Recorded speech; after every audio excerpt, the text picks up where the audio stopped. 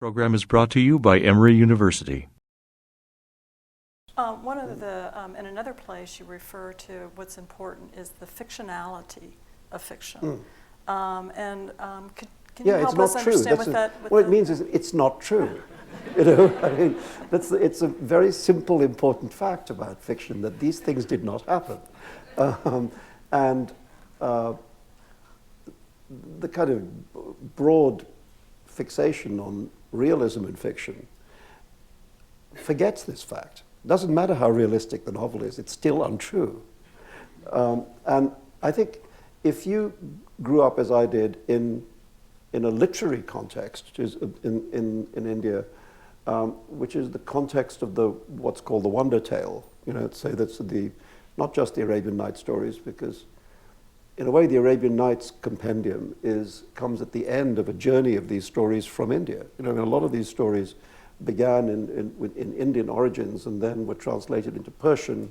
And then there's the compendium of the Hazar Afsana, or the Thousand Stories, which is a Persian collection, and then you have the Arabian Nights becoming, a third stage. So, but if you're surrounded by these kinds of stories, one of the first things you learn about stories is that they're obviously untrue. We all know that carpets don't fly, and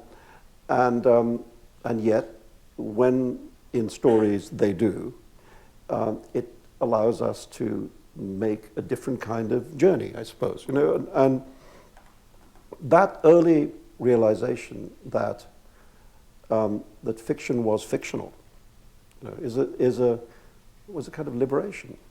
What about the relationship then between fiction and truth?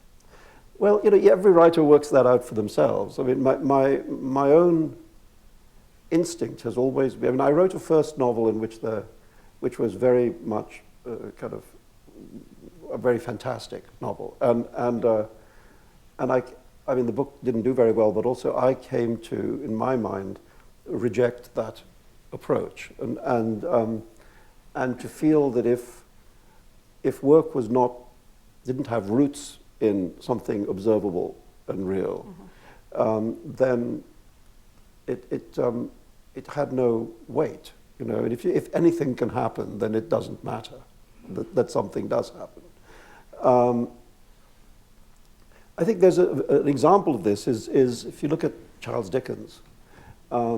There are elements in the work of Charles Dickens which you could quite clearly call surrealist.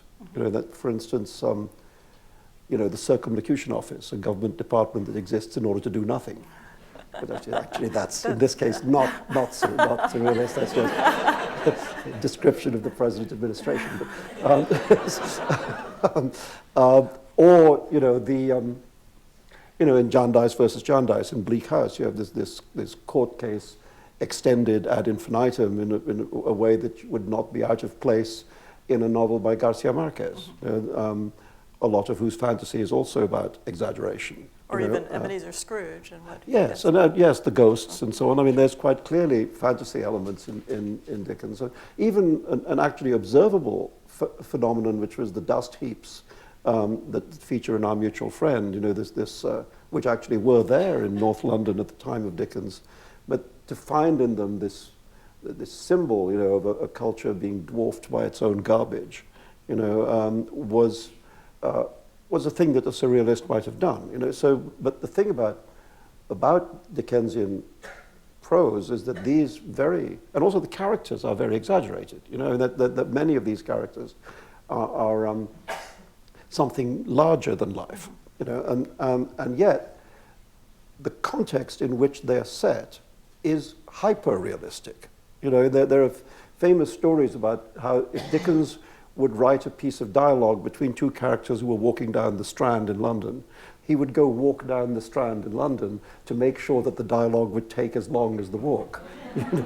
So there's a sense in which the books are obsessively realistic, and yes, embedded in real observed everyday life. And when these flights of fancy, these giant characters and these surrealist things arise from that, they become not just believable, they become like intensifications of reality. You know, and that's how it works. And it seemed to me that that was how it should work. But they also become mythic in a way Yeah, because they become yeah. a part of our lives. If you do it right, yeah. And I mean, you know, Dickens himself didn't always do it right, and it's a very hard trick to pull off. And there are kind of huge elephant traps in it. You know, that's all right. I mean, it seemed to me like that was, if you're going to use non-naturalistic elements in a novel, they have to somehow grow out of